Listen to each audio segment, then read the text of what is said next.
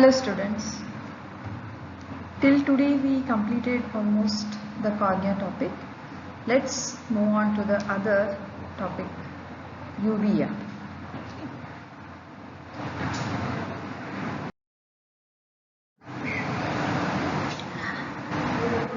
During an introductory class, we almost know about what are the different parts of the eye, different layers of the eye. So in that, the uvea comes under the middle layer of the eye, that is the highly vascular middle layer of the eyeball. The main function of this is to provide nutrition to the eye, both in anterior part as well as posterior part. So it is divided into three parts: anteriorly iris and ciliary body, posteriorly it is named as choroid.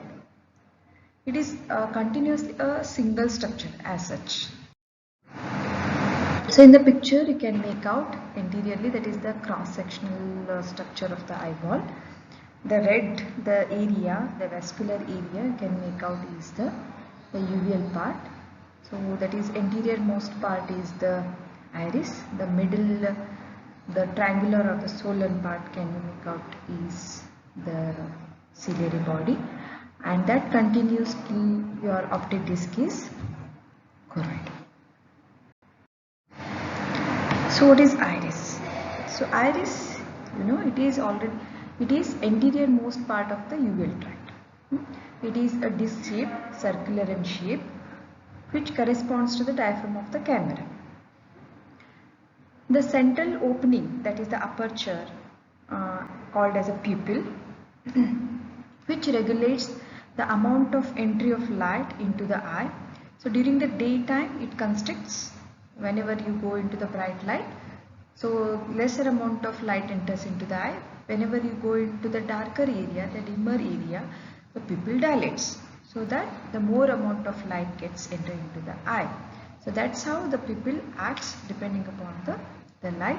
The main muscles which takes part in this action is, one is sphincter pupillae for the constriction and dilator pupillae for the dilatation. This iris is attached to the ciliary body peripherally.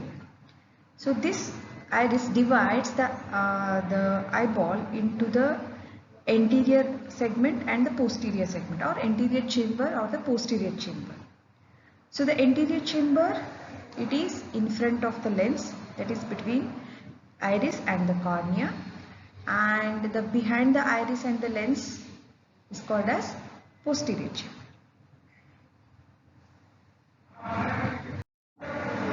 So coming to the ciliary body. What is the ciliary body? Ciliary body, it is a triangular structure in continuation with the iris. So it is externally you can make out it is 4 mm from the limbus. It is situated at the 4 mm from the limbus, and it further continues as a choroid from ora serrata till to the disc. Okay, so the main function of the ciliary body is aqueous production as well as it helps in the accommodation. And the anterior part of this ciliary body helps in the formation of angle of the anterior chamber, through which the aqueous humor is drained out. There contains the trabecular meshwork. And the outer side lies against the sclera, is the suprachoroidal space between the inner, that is inner side of the iris, choroid, and outer part of the sclera. Okay. And the ciliary body is again divided into two parts. The anterior part is pars plicata and posterior smooth part is pars plana. Why pars plicata? It is a finger-like structures. That's why it is called as a plicata. And this part mainly plays important role in the aqueous production, where aqueous produced posteriorly through the posterior chamber. It enters through the pupil into the anterior chamber, and the anterior chamber by the aqueous current it circulates in the anterior chamber, that is we call it as a conventional current, and through the trabecular meshwork it is drained. So this is a cross-sectional picture of the ciliary body, iris and the choroid. So that the dotted the part is the ciliary muscle. So the main important function of the ciliary muscle is helps in the accommodation. So what is accommodation? Whenever the person tries to see the near objects, the amount of contraction that is caused by the ciliary muscle, and there will be change in the shape of the anterior capsule. That's why the dioptric power of the lens is increased and helps in seeing the near objects. So this is the muscle which helps in the accommodation. As the age processes, the tone of this muscle is reduced. That's why the patient will have difficulty in seeing the near objects. So that is called the status, we call it as the presbyopia. Okay. And it is highly pigmented because contains the pigmented layer that contains melanin. Okay. And highly vascular structure it is. So there are avascular structures in our eye like cornea and the lens. So the nutrition is provided by the nutrients which are supplied by this the iris and the choroid itself. Okay. Coming to the choroid, so in continuation of this ciliary body, the layer which continues from your ora serrata till optic disc is called as choroid, which externally covered by the tough coating that is sclera, and the inner layer that is nerve layer that is retina.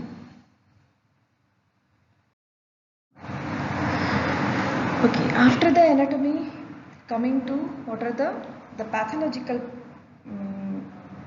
the infectious or the pathology of this uvea.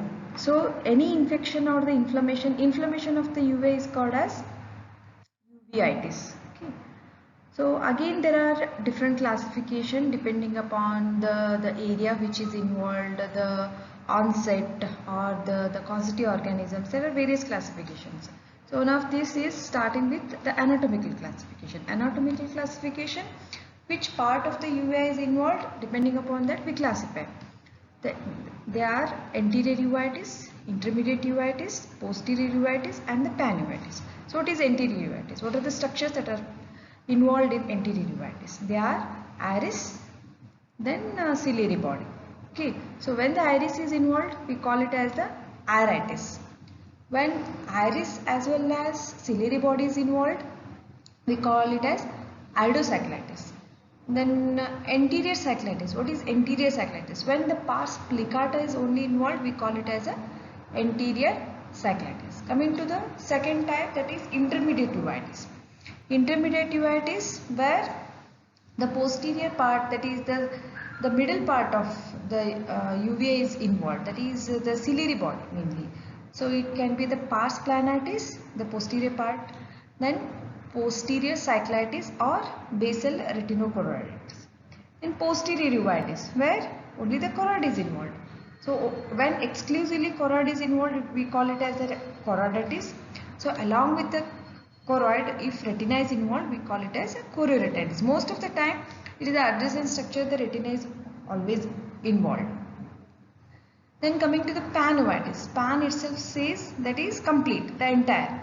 So here all the structures of uvea is involved, the whole uvea is involved, that's why I call it as panuveitis. So this is the anatomical classification. Coming to the clinical classification. So depending upon the onset, whether it is acute or the chronic. So the acute uveitis is what? It is very sudden in onset and it lasts for 3 months or less. We call it as acute uveitis. What is chronic uveitis?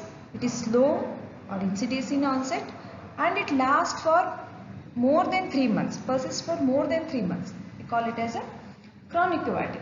Then recurrent uveitis. Recurrent uveitis is there is a repeated episodes of uveitis which is separated by inactive period of more than 3 months without any treatment. So this is about clinical classification. Coming to the pathological classification. Pathological classification, whether it is granulomatous or non-granulomatous, suppurative, non-suppurative. So one part is that is suppurative and purulent uveitis, and second is non-suppurative uveitis. Non-suppurative uveitis, again it is divided into granulomatous and non-granulomatous. Then the most important etiological classification, what is the causative organisms or the causative part of uveitis. It can be infective uveitis, immune related uveitis, toxic uveitis. It can be associated with non-infective systemic diseases, or it can be idiopathic uveitis. So what are the infective uveitis? As you know, there are the many organisms what you infect the eye, the similar way it affects the uveoles. So it can be bacterial, viral, fungal, parasitic or the rickettsial. In bacterial you have again granulomatous, tubercular, leprotic, syphilitic, brucellosis are there. There are pyogenic organisms, bacteria are there, that is streptococcus, staphylococci, pneumococci. Virus, the common, you know that herpes simplex, zoster, cytomegaloviruses are there. Fungal, it can be aspergillosis, candidiasis, plastomycosis or the histoplasmosis. In parasites, which is most common, that is toxoplasmosis and toxocariasis. Rickettsial, scrub typhus and epidemic. Then coming to the immune related. Immune related, there are antigen antibody reaction occurs because of any pathogen in the body. It can be microbial, or it can be anaphylactic, it can be atopic, autoimmune or HLA associated.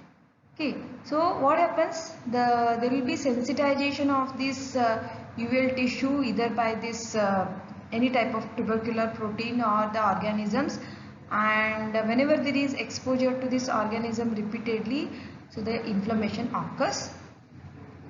So, these are the classification of immune. Okay, then toxic. It can be endotoxin, exotoxins. Endotoxins, so the infection that is present in the body and the toxins are released into the blood and these sensitize the uvea. Then endoocular, they are present in the eye itself, that is intraocular tumors or the long-standing artery itself acts as a toxin, the releasers of the eye. Then exotoxins, they are like chemical substances or the certain drugs acts as the toxins and that leads to the formation of the uvea. Coming to the traumatic uveitis, here there is injury. It can be operative or it can be accidental to the uveal tissue and that causes the release of the toxins. It can be direct mechanical or it can be retained intraocular foreign body or it can be sympathetic ophthalmitis. What is sympathetic ophthalmitis? Where one eye is injured but the other non-affected eye is involved for uveitis. So what is that? We'll study it in later. And sometimes the uveitis can be associated with the systemic diseases like sarcoidosis, then PAN, or it can be gout, diabetes mellitus, and sometimes there is an unknown cause. It can, we call it as the Fuchs heterochromic keratoconus or the pars plana.